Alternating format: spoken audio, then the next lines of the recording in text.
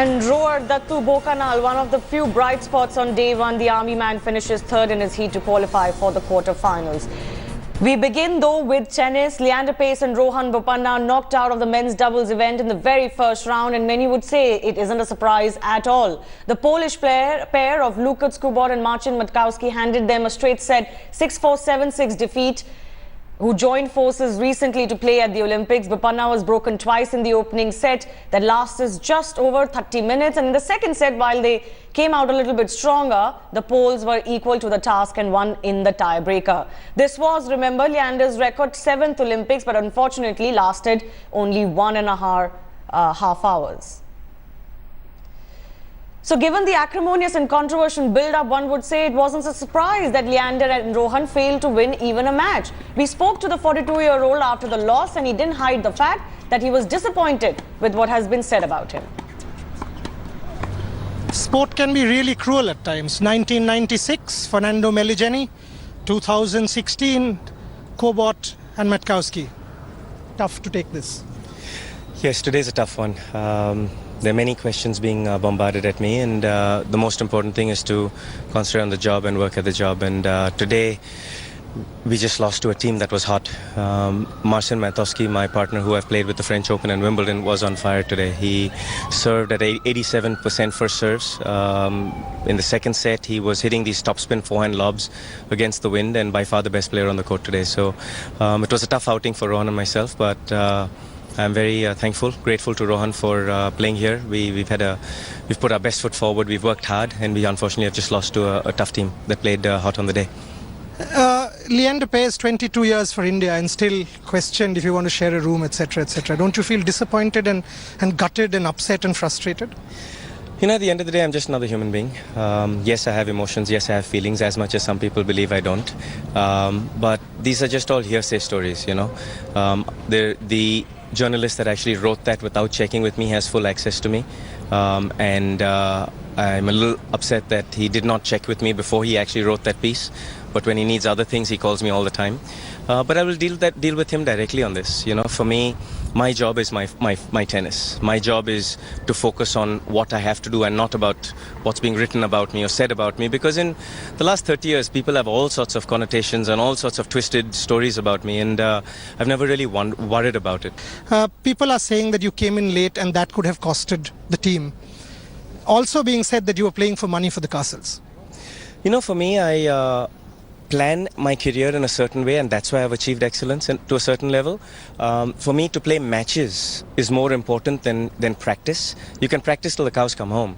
But when you're actually playing matches and you're under that fire, you're under that pressure, you're serving under the gun, you're serving to stay in a match, you're serving down 5-6 in a tiebreak, those are the things that you do.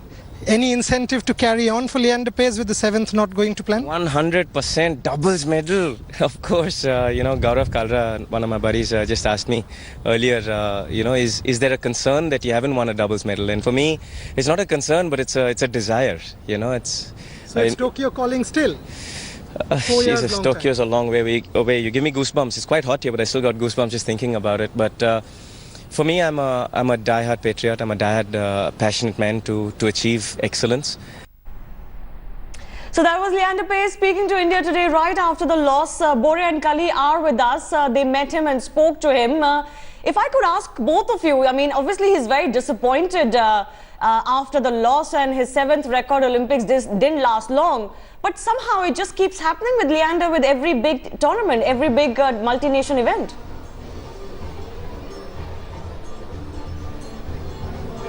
Yes, I'll take that, and in fact, Shivani, I'll ask Kali, because she actually went to the village and watched the Leander match. It keeps happening with Leander. I mean, it's been unfortunate the way this whole drama has unfolded, the whole controversy has unfolded. It's bad for Indian tennis, it's bad for journalism as well, because the relationships keep breaking down. It's not the best way that this whole thing has unfolded over the last 3 days. You watched Leander and Rohan. Did you actually think that, I mean, it finished off and it was unfortunate, wasn't it? I mean, you expected more from two such icons. It was unfortunate, and we were all there supporting them. Sachin was there, Sania was there, and I thought that was really nice. We were all there. I think they tried their best, but you know, some days are just not your day. But tell me your experience of watching the Olympics and going to the village. I mean, Shivani, I'll ask her that question before I toss back to you. I mean, was that special, going to the athletes' village, watching Olympic Games? So for me, the plaza today was the highlight. It was just fantastic to be in a space where athletes were walking in and out and you could spend time with them. Also, it was quite eye-opening for me because some of the things that were there in the plaza were interesting. They had a beauty salon there with a special lookbook on what are the top looks for the Olympics. And I thought that was very interesting, that even when you take a medal, you want to look good. You know, you want to have your right nails, you want to have the right hair. And one of the most popular things in the beauty parlor were flag nails. So you basically got nails done with your flag colors. Shivani, that's why I think, to drown our sorrows, you started saying it's a bad day. We've come to this place. It's called the Lapa. And if Manish can show you, I'll move on. I mean, it's the most happening samba bar in town. After this show, Kali will take me to the samba bar. She'll do the dancing while I do the commentary. Now it's back to you. Thanks a lot. Keep bringing us those visuals, Boria and Kali. We'll just quickly also mention that unfortunately the doubles pair of Sania Mirza and Pratna Thombare also lost in the first round to the Chinese pair. They actually weren't really medal contenders, but they gave a good fight. They stretched it to the third set. In the end, they lost it 5-7 in the third set.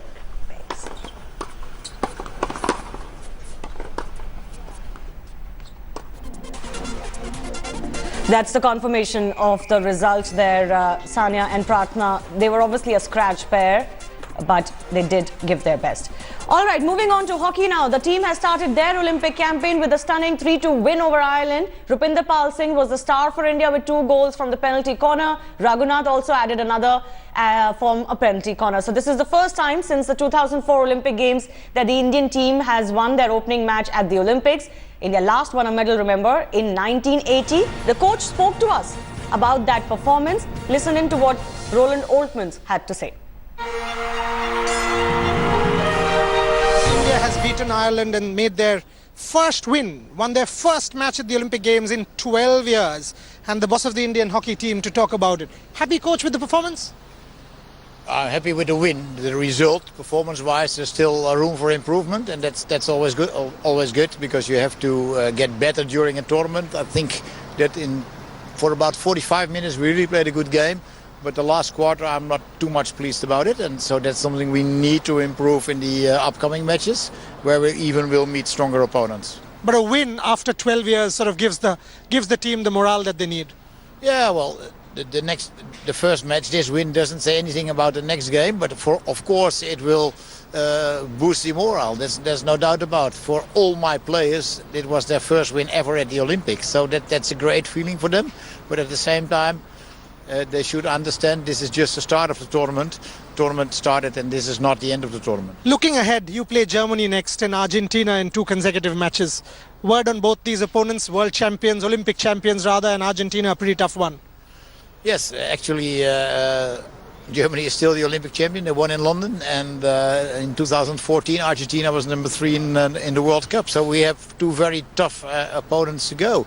But at the same time, we showed in the past year that we are able to compete with them on top level, and sometimes draw with them, sometimes beat them even. So that's what we are aiming for, and the pressure is a bit off the team. Well, everything is justified as far as we are winning the first match, and India did pretty well winning this first match. We've always been hesitant of playing in the first match, and as a result, I'm glad that the penalty corners worked. The only thing I'm looking forward to is the senior players, the attacking lineup to click more than what we've been seeing in this match against Ireland. The other thing is the defense, which wasn't up to the mark. We were playing far behind. We were allowing the Irish players to enter our 25 so very easily. We were giving away soft penalty corners. This is not so good. Cannot happen against good teams like Germany, Netherlands, or even a team like Argentina. So India has to pull up their socks, realize their strength. And their strength lies in their attacking ability, which was missing in today's match. So even as the Indian hockey team has managed to get a first win under their belt, they're still riddled with equipment problems. Boria and Kali, who are in Rio, they actually caught Indian coach Roland Oltmans buying sticks and shoes, Boria. This is just not the kind of thing you want to see while an Olympics is going on. Before I answer that, I'll actually sort of take you back a little bit because Kali caught up with Jinson Johnson at the village. Why don't you tell Shivani what happened there and I'll tell them the Well, we just saw an Indian athlete walk past and me and Boria were together and we said, let's talk to him. And we started talking to him and Boria asked him a couple of questions about his kit. And he basically said his kit was what, 20 years old? 20 years old. And if he had better kit, they would be able to perform better. They would feel better from the inside. Like they don't feel at par when they're on the ground with other athletes. I think that's the sense he gave us. Yes, and he also said that, you know, while the Italians are wearing Armani and the British are wearing Stella McCartney and here we are wearing Li Ning and pretty bad quality. It's sad. I mean, why can't you just do it for your athletes? And then, Shivani, the question, I suddenly called Roland in the afternoon to wish him and he tells me he's in a mall in Baja. And I'm like, why? And he doesn't want to say. And then we caught up with him and he's buying shoes and hockey sticks for players. It's unreal. On the one hand, you claim to be one of the most professional outfits in the world, and then your coach goes out to buy hockey sticks and shoes within 3 hours of a win. Now that's India for you, in the complete contrast from professionalism to abject stupidity.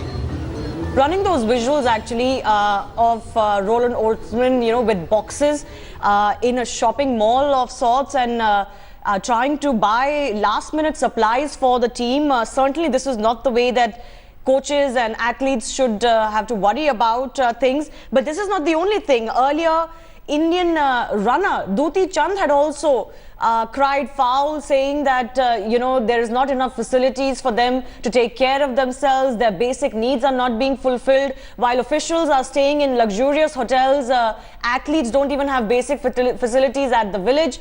Duti Chand came down heavily because her coach was also not allowed to travel with her and she complained she had to travel economy class, could not get proper rest and sleep during the 36-hour journey. So, Boria and Kali, you were already mentioning that there are a lot of these small issues that are cropping up. People are not completely happy with what's going on. How should we view this? I mean, is this making a mountain out of a mole, or are these issues that are bothering a substantial number of Indian athletes? You know, I'll answer the sports part and then Kali can sort of tell you what she feels as a sports fan. I mean, as far as I'm concerned, as an analyst and a critic and somebody who's been into sport for 25 years, you've got to give your athletes 100% when you're competing in the Olympic Games. I mean, there, even if it's 99%, you're not doing justice, right? Because in those few seconds, their careers can turn upside down. And all the other countries are giving it their best. The British travel business class, they're allowed to do everything. She'll give you more details. But here, India, suddenly, and the government gives generous money, 800 crores for training, and your athletes don't get the facilities. So as far as I'm concerned, the officials are falling badly short. Why don't you? As far as I'm concerned, Shivani, when we traveled with the British cycling team to Rio from London, right, all I was saying to Boria was, this is amazing. Look at their kit, look at their lunch boxes, look at their special meals, look at the importance they're getting on the plane. All the air hostesses, the stewards were all coming up and talking to them. The pilot said a best of luck to them, talked to them. I mean, they were the stars on the plane and everything for them was looked after. And I said to Boria, I really, really wish that our team is looked after so well, and I really hope. And if it isn't, that would break my heart. Somebody is giving their life and blood and sweat for your country for 4 years, and it can all be destroyed in a couple of seconds, because that's what happens in sport.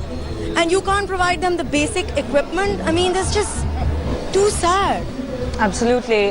This is just the state of Indian sports, and as we usually say, Indian athletes do well despite the system and not really because of the system. All right, Kali and Boria, stay with us. We have today too to look forward to with both of you. But even as the Olympics are underway, both our experts in Rio sent us this diary, as we do on a daily basis now. Take a look and we'll be back in just 2 minutes.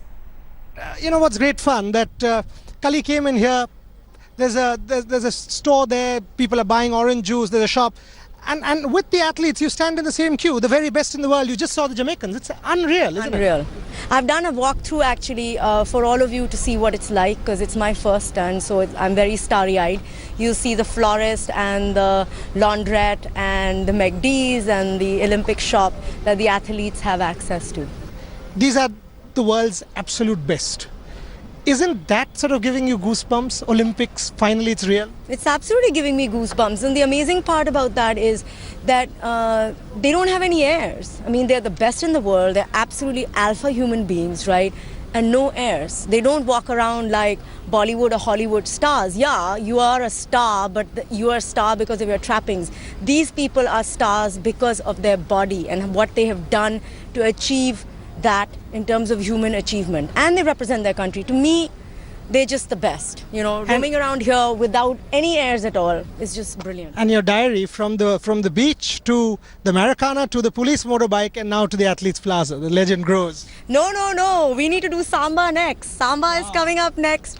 And we're going to shoot the Athletes Plaza with music.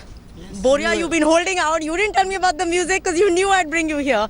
I'm coming here today in the evening. I'm partying with the athletes. I want to do the music with them. When are you going to get a chance to do that? Okay, let's do that, provided, We can watch tennis anytime, Boria, anytime. Okay, let India win a medal. You know the music with the tricolor going up and celebration? Let's do it that way. But Fingers crossed, these fingers diaries crossed. will keep coming to you. Will keep coming to you because this is what the Olympics is all about. Sport, but much more than sport. Welcome back. We're getting you the best from Rio during the Olympics. Of course, India will be in action in key events today as well. There's Hina Sidhu in the 10-meter air pistol event that starts at 5 p.m. And even the trap shooters, Manojit Singh Sandhu and Kainan Chennai are in action. Let's go back across to Boria Majumdar and Kalipuri. Tell us what we can expect on day 2. You know, Sir Shivani, Hina is a medal prospect. I mean, the first day didn't go well, but I'm also expecting the archers to do very well. I mean, the trio of Deepika Lakshmi and Bombaila, they are capable of definitely beating Colombia and then going on. Maybe a medal in archery, you need an early medal to pump yourself up. Kali, what are you looking forward to watching on day 2? So I'm really looking forward to watching the women's gymnastics. I'm going to try and catch Deepa tomorrow and also the US gymnast Simone, who's the first black gymnast to break the glass ceiling there, and there's a lot of talk about her. So nice. So there you see, it's not only samba. My coaching is helping, but I won't hold her from doing her samba. Over to you, Shivani. Have a great show while we party here in Rio. Thanks a lot. Yes, everybody's talking about Simone. She's being called the most beautiful gymnast of all time. So that's definitely a good one to catch. But as we speak of athletes, we leave you with this sneak peek that Kalipuri sent us earlier of the Olympics village. Goodbye.